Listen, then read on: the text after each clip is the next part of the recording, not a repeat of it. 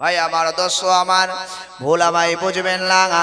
বিশ্ব নবী সরওয়ারে কায়নাত রাসূল পাক সাল্লাল্লাহু আলাইহি ওয়াসাল্লামের স্ত্রী হযরত আম্মা জান খাদিজাতুল কুবরা রাদিয়াল্লাহু তাআলা আনহার কথা। ভাই আমার দোস্ত আমার, যিনি বিশ্ব নবী আমার, তিনি জাবালে নূর পাহাড়ে যেখানে কোরআন শরীফ নাজিল হয়েছে, ভাই আমার দোস্ত আমার, ওই জাবালে নূর পাহাড়ে ভাই আমার দোস্ত আমার বিশ্ব নবী আমার এমনি করে একদিন নয়, 2 দিন নয়, বিশ্ব নবী আমার স্ত্রীর বিবাহের পর থেকে নিয়ে 15 বছর অর্থাৎ 40 বছর নবুয়তের বয়স। ভাই আমার দোস্ত আমার, এতদিন তারপরে পরেও বিশ্ব নবী আমার ওই পাহাড়ের পদদেশে বসে বসে বিশ্ব নবী আমার ইবাদত করতেন। আর বিশ্ব নবী সরওয়ারে কায়নাত নবীজি সাল্লাল্লাহু আলাইহি ওয়াসাল্লামের জন্য হযরত আম্মা জান খাদিজাতুল কুবরা রাদিয়াল্লাহু তাআলা আনহা তিনি হেঁটে হেঁটে হেঁটে ওই পাহাড়ের উপরে বিশ্ব নবীর জন্য খাবার নিয়ে যেতেন। এ তরুণেরা, যুবকেরা, আমার মুরব্বিয়ানেরা, হযরত আম্মা জান খাদিজাতুল কুবরা রাদিয়াল্লাহু তাআলা আনহা বিশ্ব নবীর চরম এবং পরম মক্কার দুশমন ছিল। তাই আম্মা জান খাদিজাতুল কুবরা হুজুর আমার রাতের গভীরে তিনি হেঁটে হেঁটে যেতেন। ওই পাহাড়টার উচ্চতা হলো কম বেশি 5 মাইল উচ্চতা। ভাই আমার দোস্ত আমার, এমনি প্লেন 5 মাইল রাস্তা হাঁটা কত কষ্টকর ব্যাপার। আর আম্মা জান খাদিজা একজন মহিলা মানুষ, আবার রাতের বেলা বিশ্ব নবীর খাবার নিয়ে পাহাড়ের উপরে 5 মাইল উচ্চতায় নবীর কাছে যেতেন। একদিন বিশ্ব নবী সরওয়ারে কায়নাত রাসূল পাক সাল্লাল্লাহু আলাইহি ওয়াসাল্লাম আম্মা জান খাদিজাতুল কুবরা এসেছেন। আর বিশ্ব নবী আমার বললেন, হে আমার বিবি খাদিজা, হে আমার বিবি খাদিজা, আজকে তোমার জন্য সুসংবাদ, মহান আল্লাহ তোমার প্রতি রাজি খুশি। হে খাদিজা, একটু আগে আমার কাছে জিবরাইল এসেছিল। হযরত জিবরিল আমিন আলাইহিস সালাতু ওয়াস সালাম, তুমি যে আমার কাছে আসছো, হযরত জিবরিল আমিন আমাকে বললেন, ইয়া রাসূলুল্লাহ, ইয়া হাবিবাল্লাহ, হুজুর এই মাত্র খাদিজা আপনার কাছে আসবে। হুজুর আমি আল্লাহর পক্ষ থেকে, মহান আল্লাহর পক্ষ থেকে আপনার খাদিজার জন্য ইনাম এনেছি। ইয়া রাসূলুল্লাহ, ইয়া হাবিবাল্লাহ, হুজুর আপনার খাদিজাকে মহান আল্লাহ পছন্দ করে নিয়েছেন, আপনার খাদিজাকে আল্লাহ ভালোবেসে নিয়েছেন। ইয়া রাসূলুল্লাহ, ইয়া হাবিবাল্লাহ, মহান আল্লাহ পাক আল্লাহ তাআলা খাদিজার জন্য সালাম বিনিময় করেছি। আল্লাহ সালাম দিয়েছেন আম্মা জান খাদিজাকে, সালাম শান্তি কামনা করেছেন। যিনি শান্তি দাতা তিনি শান্তি কামনা করছেন। একবার জোরে বলবেন না? ভাই আমার দোস্ত আমার, যে খাদিজার প্রতি মহান আল্লাহ খুশি। হে তরুণ যুবকেরা, হে আমার মুরব্বিয়ানেরা, হযরত আম্মা জান আয়েশা সিদ্দিকা রাদিয়াল্লাহু তাআলা আনহা বর্ণনা করেন, একদিন রাতের বেলা আমার বিছানায় আমি বিশ্ব নবীকে দেখতে পাই না। হঠাৎ রাতের বেলা আমার ঘুমটা ভেঙে গেল। আমি মনে মনে ভাবলাম, হয় বিশ্ব নবী আমার মসজিদুন নববী শরীফে হবেন। আমি আয়েশার দেরি করলাম না, ছুটে ছুটে ছুটে ছুটে মসজিদুন নববী শরীফে চলে গেলাম। না সেখানেও রাসূলকে পেলাম না। আমার মনে হলো বিশ্ব নবী জগৎগুরু রাসূলুল্লাহ সাল্লাল্লাহু আলাইহি ওয়াসাল্লাম তিনি হলেন জান্নাতুল মুআল্লা, যেখানে আম্মা জান খাদিজার কবরস্থ করা হয়েছে। হযরত আম্মা জান আয়েশা বলেন, আমার মনে মনে সন্দেহ হলো। আমি আর কাল বিলম্ব করলাম না, সোজা আমি হযরত খাদিজার কবরের ধারে পৌঁছে গেলাম। আমি দেখতে পাই সেখানে বিশ্ব নবী আমার হযরত খাদিজার নামটা বারংবার জবানে আনে আর চোখ দিয়ে অঝর নয়নে পানি ফেলতে থাকেন। ভাই আমার দোস্ত আমার, হযরত আম্মা জান আয়েশা বললেন, ওই সময় আমার খাদিজার প্রতি একটু ঈর্ষা হতে লাগলো, একটু রাগ হতে লাগলো। যে খাদিজা ছিল একজন বুড়ি মহিলা, যার বয়স ছিল 40 বছর, নবীর বয়স ছিল 25 বছর। এমন সময় বিশ্ব নবীর সাথে খাদিজার বিয়ে হলো। ভাই আমার দোস্ত আমার, আম্মা জান আয়েশার মনে মনে একটু ঈর্ষা হলো।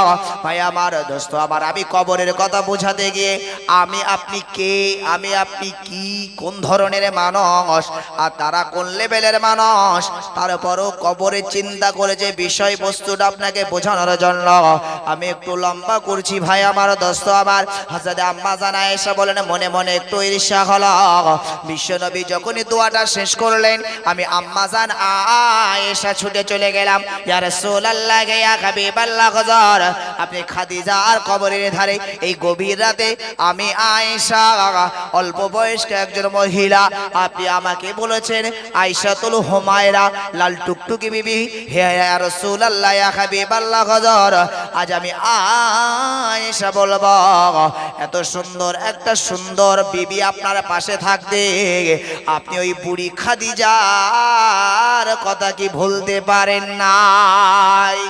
এ তরুণেরা, যুবকেরা, যখন আম্মা জান আয়েশা সিদ্দিকা রাদিয়াল্লাহু তাআলা আনহা কথা বললেন, সাথে সাথে বিশ্ব নবী জগৎকর রাসূল পাক সাল্লাল্লাহু আলাইহি ওয়াসাল্লাম আম্মা জান আয়েশার হোঠের উপরে শাহাদাত আঙুলটা দিয়ে বলেন, আয়েশা আর একটা বারও তুমি খাদিজা সম্পর্কে এমন কথা বলবে না।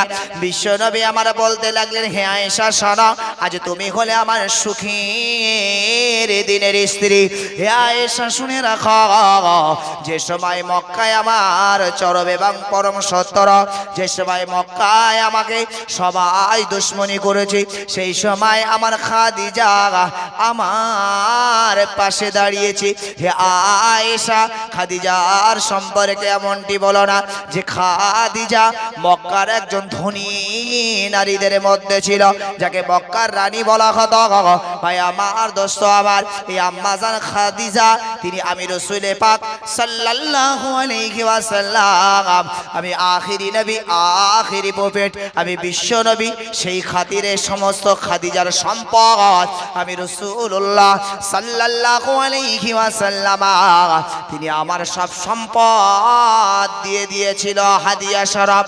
আর আমি বিশ্ব নবী জগৎগুরু রাসূলুল্লাহ সাল্লাল্লাহু আলাইহি ওয়াসাল্লাম, তখন মক্কার সবাই আমাকে বলতো গরিব, অসহায়। যখন আম্মা জান খাদিজা আমাকে দিয়ে দিল, আর আমার বিবি খাদিজা মক্কার সবাইকে ডেকে ডেকে বলতে লাগলো, আমি খাদিজা দেখো একজন মক্কার ধনী মুহাম্মাদের স্ত্রী আমি, আমার আর কিছু নাই, আমার যা বিষয় আশায় যা ব্যবসা বাণিজ্য যা কিছু ছিল সব আজ থেকে মুহাম্মাদের। হে মক্কার যুবকেরা দেখো, মক্কার ধনীদের মধ্যে মুহাম্মাদের নামটাও পাওয়া যাবে। এ আয়েশা শোনো, আমি খাদিজার সমস্ত সম্পদ, ওই সম্পদগুলি আমি রাসূল পাক গরিবী হালাতে সংসার জীবন যাপন পছন্দ করতাম, আমি একে একে একে একে একে মানুষ কল্যাণে আমি সব দান খায়রাত করতে লাগলাম, সমাজের জন্য, দ্বীনের জন্য, ইসলামের জন্য। আমি খাদিজার সব সম্পদ ব্যয় করে ফেললাম। আমার খাদিজা কোনোদিন একটা বারও বলে নাই, ইয়া রাসূলুল্লাহ ইয়া হাবিবাল্লাহ আমার সম্পদ সব আপনি শেষ করে দিলেন, কোনোদিন আমাকে বলে নাই। আজ আমাদের ঘরের ভাবিরা, আমাদের ঘরের মায়েরা যারা আছেন ভাই আমার দোস্ত আমার, হয়তো বাপের বাড়ির থেকে কিছু মাল এনেছে, কিছু সামান এনেছে, ভুল আমায় বুঝবেন না, স্বামীকে ছোট করবেন না, স্বামীকে সম্মান করুন। যেমন আপনি স্ত্রী, আপনার স্বামীর প্রতি হক আছে, স্বামীরও স্ত্রীর প্রতি হক আছে। তবে ভাই আমার দোস্ত আমার, স্ত্রীদেরকে মনে রাখতে হবে, স্বামীকে যদি নারাজ করে ফেলেন, আপনি যদি মারা যান, মরে যান, স্বামী যদি দুনিয়াতে বেঁচে থাকে, স্বামী যদি একবার বলে হায় রে আমার বিবি মরেছে আমি বেঁচে গেলাম, হে নারী শোনো, যদি তুমি 5 ওয়াক্ত নামাজিও হও, রোজাদারও হও, হাজি গাজিও হও, স্বামী যদি বলে আমার বিবি ভালো ছিল না, হে তরুণ যুবকেরা, হে নারী, তুমি জান্নাতে যেতে পারবে না। পাশাপাশি স্বামীকেও মনে রাখতে হবে। এজন্য স্বামীদের খুশি হওয়া নয়, বরং স্বামীদেরকেও মনে রাখতে হবে, যদি তোমার ঘরের বিবি তোমাকে ভালো বলে, যদি ঘরের বিবি তোমার জন্য প্রশংসা করে, ঘরের বিবি যদি তোমার সম্পর্কে আল্লাহর কাছে ভালো সার্টিফিকেট দেয় তবে তোমার জান্নাত। আর যদি তোমার ইবাদত থাকে, তোমার বিবি যদি বলে আমার স্বামী ছিল জম্বের হারামি, মরে গেছে বেঁচে গেছি, ভাই আমার দোস্ত আমার, যতই আপনার নামাজ রোজা ইবাদত থাক সব বরবাদ। ভাই আমার দোস্ত আমার, ওই জন্য স্বামী এবং স্ত্রী উভয়ের ভিতরে একটা সম্পর্ক তৈরি করতে হবে, যে সম্পর্কে স্বামী স্ত্রীর মর্যাদা দেবে, স্ত্রী স্বামীর মর্যাদা দেবে, উভয়ের সম্পর্ক ভালো থাকবে। তবেই তো একজন মারা গেলে আর একজন কাঁদবে, আল্লাহ দুনিয়াতে আমার স্বামী কত ভালো ছিল, আমাকে কত মহব্বত করতো, কত প্যার করতো, কত ভালোবাসত। ভাই আমার দোস্ত আমার এই বলবে আর আল্লাহর কাছে কাঁদবে।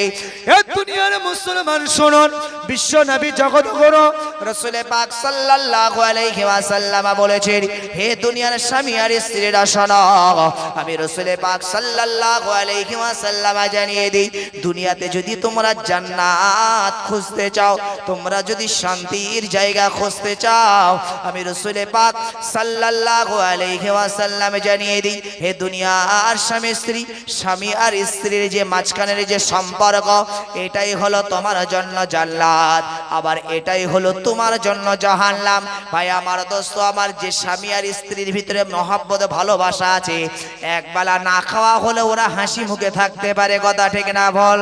আর যে সংসারে ভাই আমার দোস্ত আমার খাওয়া দাওয়ার অভাব নাই, অর্থের অভাব নাই, টাকা পয়সার অভাব নাই, ভাই আমার দোস্ত আমার স্বামী আর স্ত্রীর মিল নাই, স্বামীর ঘরে পা বসবে বসবে না। ভাই আমার দোস্ত আমার, ওই জন্য উভয়ের মধ্যে ভালো সম্পর্ক রাখুন। বিশ্ব নবী সরওয়ারে কায়নাত রাসূল পাক সাল্লাল্লাহু আলাইহি ওয়াসাল্লাম তিনি প্রশংসা করছেন বিবি খাদিজার। হে আয়েশা, বিবি খাদিজার সম্পর্কে এমন কথা বলবে না। আমি রাসূল পাক সাল্লাল্লাহু আলাইহি ওয়াসাল্লাম আমি যখন মক্কায় দ্বীনের দাওয়াতে চলে যেতাম, ইসলামের দাওয়াতে চলে যেতাম, আমি বিশ্ব নবী মাঝে মাঝে রাতের বেলা ঘরে ফিরতাম। হে আয়েশা শোনো, আমি বিশ্ব নবী সরওয়ারে কায়নাত নবীজি সাল্লাল্লাহু আলাইহি ওয়াসাল্লাম যখন গভীর রাতে ফিরতাম, আমি যখন খাদিজার দরজায় একটা বার লক করতাম, খাদিজা, হে খাদিজা, একটা বার লক করার সাথে সাথে আমি বিশ্ব নবী দেখেছি খাদিজার দরজাটা খুলে যেত। আমি যত রাতেই আসি না কেন আর যতবারই আসি না কেন, আমি খাদিজাকে একটা বার ছাড়া দ্বিতীয়বার আমাকে ডাকতে হয় নাই। হে বিবি আয়েশা শোনো, আমি একদিন খাদিজাকে জিজ্ঞাসা করেছিলাম, হে খাদিজা, তুমি রাতের বেলা কি ঘুমাও নাই? আমি রাসূল পাক সাল্লাল্লাহু আলাইহি ওয়াসাল্লাম তোমাকে যখনই ডাক দেই, একটা বার ডাক দিলেই তোমার দরজাটা খুলে যায়। হে খাদিজা, তুমি কি ঘুমাও না? ওই সময় খাদিজা বলেছিলেন, ইয়া রাসূলুল্লাহ, ইয়া হাবিবাল্লাহ, হুজুর, দুনিয়াতে আপনার আব্বা বেঁচে নাই, দুনিয়াতে আপনার মা বেঁচে নাই, দুনিয়াতে আপনার দাদু গার্জিয়ান বেঁচে নাই, দুনিয়াতে আপনার চাচা আবু তালেব ঈমান না আল্লাহ রাসূলকে ভালোবেসেছেন, চাচা আবু তালেব দুনিয়ায় বেঁচে নাই। ইয়া রাসূলুল্লাহ, ইয়া হাবিবাল্লাহ, আমি খাদিজা ছাড়া আপনার আপন বলতে আর কেউ নাই। ইয়া রাসূলুল্লাহ, ইয়া হাবিবাল্লাহ, হুজুর, আর আপনি যখন বেরিয়ে যান দিনের দাওয়াতে, আর যতক্ষণ ঘরে না ফেরেন, আমি খাদিজা আমার আরামের বিছানায় ঘুম হয় না। কারণ ইয়া রাসূলুল্লাহ, ইয়া হাবিবাল্লাহ, হুজুর, আপনার চারিপাশে আপনার দুশমনেরা রয়েছে ইসলামের জন্য, আপনার দুশমনেরা রয়েছে কালেমার জন্য, আপনার দুশমনেরা রয়েছে কোরআনের জন্য। আপনি আল্লাহর হুকুম আদায় করছেন আর তারা দুনিয়াতে দুশমনি করেছেন। ইয়া রাসূলুল্লাহ, ইয়া হাবিবাল্লাহ, হুজুর, যতক্ষণ আপনি ঘরে না আসেন আমি খাদিজা ঘুমাতে পারি না, ততক্ষণ আমি খাদিজা ঘুমাতে পারি না। ভাই আমার দোস্ত আমার, আম্মা জান আয়েশাকে বলছে, আয়েশা, এ আয়েশাতুল হুমায়রা, সেই খাদিজা সম্পর্কে তুমি আমাকে বলছো? ইয়া রাসূলুল্লাহ, ইয়া হাবিবাল্লাহ, হুজুর আমার ভুল হয়ে গেছে, অপরাধ হয়ে গেছে হুজুর, আমার খাদিজা সম্পর্কে আরো কিছু শোনান। ভাই আমার দোস্ত আমার, বিশ্বনবী আম্মাজান খাদিজা সম্পর্কে অনেক কথা বলেছেন যে আম্মাজান খাদিজা হলেন ইসলামের এই বিশ্বনবীর হাতে হাত দিয়ে, নবীর পরে যদি কেউ ঈমান এনেছেন নবীর হাতে হাত দিয়ে, তিনি হলেন আম্মাজান খাদিজাতুল কুবরা, যিনি হলেন প্রথম ক্যান্ডিডেট। মা আমার বোনেরা, ভাই আমার দোস্ত আমার, সকলকে মনে রাখতে হবে এই ইসলামের ইতিহাসে সর্বপ্রথম যিনি ইমানের কালেমা গ্রহণ করেছেন তিনি হলেন আম্মাজান খাদিজা। রাসূল পাক সাল্লাল্লাহু আলাইহি ওয়াসাল্লাম বলছেন, খাদিজার ইবাদতের কোনো ত্রুটি আমি রাসূল দেখতে পাই নাই। খাদিজার পরেশগারিতা আমি রাসূলুল্লাহ মুগ্ধ হয়ে যেতাম। একবার জোরে বলুন সুবহানাল্লাহ। সেই খাদিজাতুল কুবরা রাদিয়াল্লাহু তাআলা আনহা রাসূলুল্লাহর দরবারে গেছেন, ইয়া রাসূলুল্লাহ, ইয়া হাবিবাল্লাহ, হুজুর আমি খাদিজা আপনার কাছে কিছু আবদার করব, আপনার কাছে কিছু দাবি আছে হুজুর। আমি সারা জীবন ধরে আপনার জন্য মেহনত, সারা জীবন ধরে আপনার ভালোবাসা, সারা জীবন আমার প্রেম নিবেদন করেছি ইয়া রাসূলুল্লাহ। আমি সব কিছু আপনার কদমে কুরবান করেছি হুজুর, কিচ্ছু কোনোদিন নেয়নি, কিন্তু আজকে আমি কটা জিনিস আপনার কাছে চাইবো হুজুর, আপনি আমাকে দেবেন? হে তরুণেরা, যুবকেরা, বিশ্বনবী সরওয়ারে কায়নাত আম্মাজান আয়েশাকে ডেকে বললেন, হে আমার বিবি খাদিজা, বলো আমি রাসূল পাক সাল্লাল্লাহু আলাইহি ওয়াসাল্লাম যদি আমার সামর্থ্যে গোলায় অবশ্যই তোমাকে দেব। ওই সময় বিবি খাদিজা বলতে লাগলেন, ইয়া রাসূলুল্লাহ, ইয়া হাবিবাল্লাহ, হুজুর আমার বড় ভয় হয়, আমার বড় ডর লাগে ইয়া রাসূলুল্লাহ, হুজুর এই দুনিয়া থেকে একদিন আমি বিদায় নেব, এই দুনিয়া থেকে আমি একদিন পর্দা নেব ইয়া রাসূলুল্লাহ, ইয়া হাবিবাল্লাহ, হুজুর যখন আমি মারা যাব, ইন্তেকাল করব, ওই সময় আমাকে কবরস্থ করা হবে ইয়া রাসূলুল্লাহ, ইয়া হাবিবাল্লাহ, হুজুর আমার জীবনের ইবাদতগুলো যদি আল্লাহর দরবারে মঞ্জুর না হয়, আল্লাহর দরবারে যদি কবুল না হয়, ওই কবর আমার জন্য বড় কঠিন জায়গা হয়ে যাবে। ইয়া রাসূলুল্লাহ, ইয়া হাবিবাল্লাহ, হুজুর আপনি সোনার জবানে বলেছেন, কবর কোনো ব্যক্তিকে চিনবে না, কোনো পরিচয় তার চিনবে না, এই কবর চিনবে শুধুমাত্র বান্দার ইবাদত, বান্দার আমল ভালো, কবরের ব্যবস্থা ভালো, বান্দার আমল ভালো না, কবরের অবস্থা ভালো না। ভাই আমার দোস্ত আমার, হযরতে আম্মাজান খাদিজা বললেন, ইয়া রাসূলুল্লাহ, ইয়া হাবিবাল্লাহ, হুজুর সেই কবরের বড় ডর হয়, ভয় হয়, আমি সেই কবরের জন্য আপনার কাছে কিছু চাইব ইয়া রাসূলুল্লাহ, ইয়া হাবিবাল্লাহ, হুজুর আমি যেই দিন ইন্তেকাল করব, বিদায় নেব, হুজুর আপনার কাছে আমার দাবি, আপনার শরীরের একটা জুব্বা মোবারক, আপনার শরীরের একটা পিরহান মোবারক আমি খাদিজা রাদিয়াল্লাহু তাআলা আনহা আমার কাফনের জন্য বরাদ্দ করবি। হে তরুণেরা, যুবকেরা, দ্বিতীয় নাম্বার বিশ্ব নবীকে বললেন, ইয়া রাসূলুল্লাহ, ইয়া হাবিবাল্লাহ, হুজুর আমার দ্বিতীয় নাম্বার দাবি হলো আপনার কাছে, হুজুর যখন আমাকে ওই কবরে রাখা হবে, কবরে শোয়ানো হবে, তার আগে একবার আপনার মোবারক শরীর, মোবারক পা, আমার কবরটাকে একটু আপনার মোবারক শরীর দিয়ে মাসাহা করবেন, আপনার শরীরের স্পর্শটা একটু কবরে লাগাবেন ইয়া রাসূলুল্লাহ, ইয়া হাবিবাল্লাহ, হুজুর আর তৃতীয় আবদার হলো আপনার কাছে, তৃতীয় দাবি হলো সবাই যখন মাটি দিয়ে চলে আসবে, মুনকির নাকির ফেরেশতা আমার কবরে চলে আসবে ইয়া রাসূলুল্লাহ, ইয়া হাবিবাল্লাহ, হুজুর জানি না আমি যদি ভয়ে আমি যদি ভুলে যাই ইয়া রাসূলুল্লাহ, ইয়া হাবিবাল্লাহ, হুজুর ওই সময় একটু আপনি উপর থেকে আমার মুনকির নাকির ফেরেশতার সওয়ালের জবাব দিয়ে দেবে।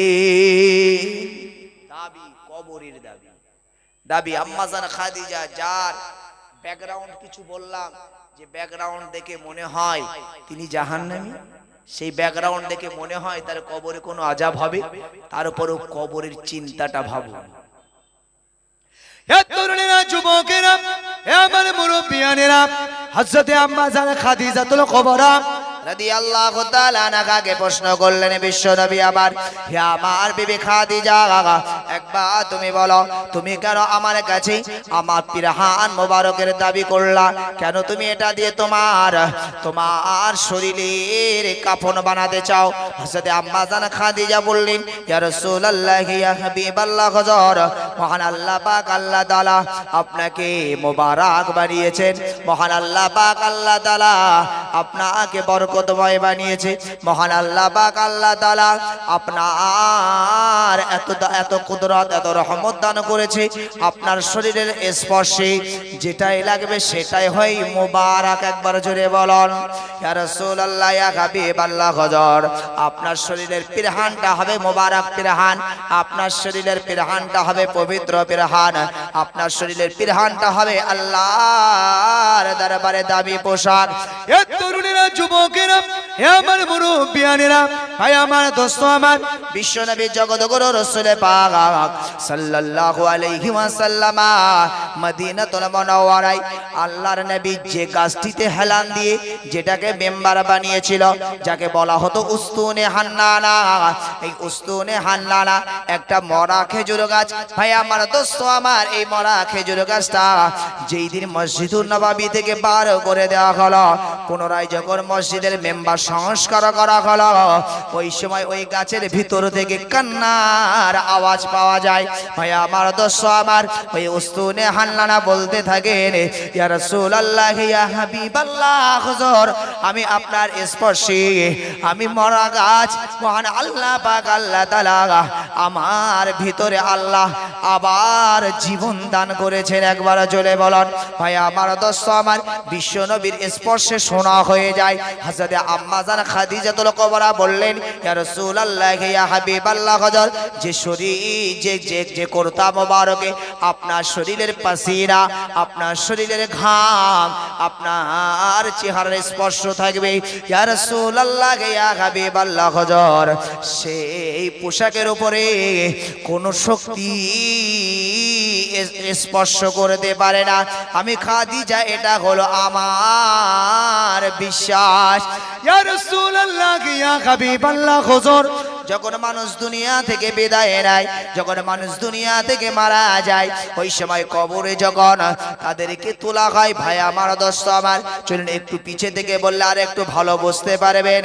ভাই আমার দোস্ত আমার, দুনিয়াতে যখন আমরা মারা যাই, এই মারা যাওয়াটা হয় আমাদের কাছ থেকে মালাকুল মউত আমাদের জীবন রুহটা কেড়ে নেয়। ভাই আমার দোস্ত আমার, কিভাবে কেড়ে নেয়? আমরা মনে করি মালাকুল মউত আজরাইল আলাইহিস সালাতু ওয়াস সালাম তিনি বুকের মধ্যে থেকে টেনে বার করে নিয়ে আসে, হাত দিয়ে টেনে ছিঁড়ে বার করে নিয়ে আসে।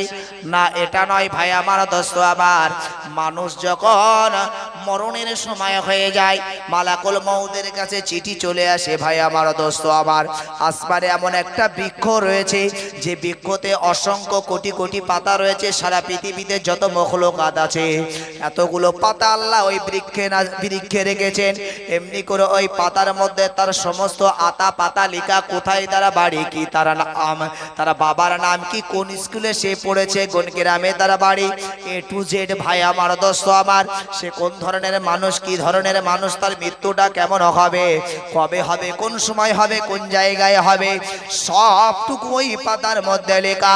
ভাই আমার দোস্ত আমার, মনে রাখবেন, মানুষ মারা যাবার 40 দিন আগ থেকে মানুষ আস্তে আস্তে অনুভূতি পায়। ভাই আমার দোস্ত আমার, যারা মুমিন হয় তারা দিনের দিকে ঝুঁকে যায়, যারা মুমিন হয় তাদের অন্তর সাক্ষ্য দেয় আমার আল্লাহ পাক আল্লাহ তাআলা তাদেরকে নাজাত দেওয়ার জন্য তাদেরকে হিদায়াতের দিকে পাঠায়। ভাই আমার দোস্ত আমার, দেখবেন যারা ভালো মানুষ, ভাই আমার দোস্ত আমার, গ্রামে অনেক ভালো মানুষের মাইয়াত আপনারা দেখেছেন, যে মানুষটা ভালো মানুষ বলে মানুষের কাছে বিবেচিত, ওই মানুষটার যত মরণের কাছাকাছি সময় হয়েছে, ওই মানুষটা তত নরম হয়েছে। কথা ঠিক না ভুল?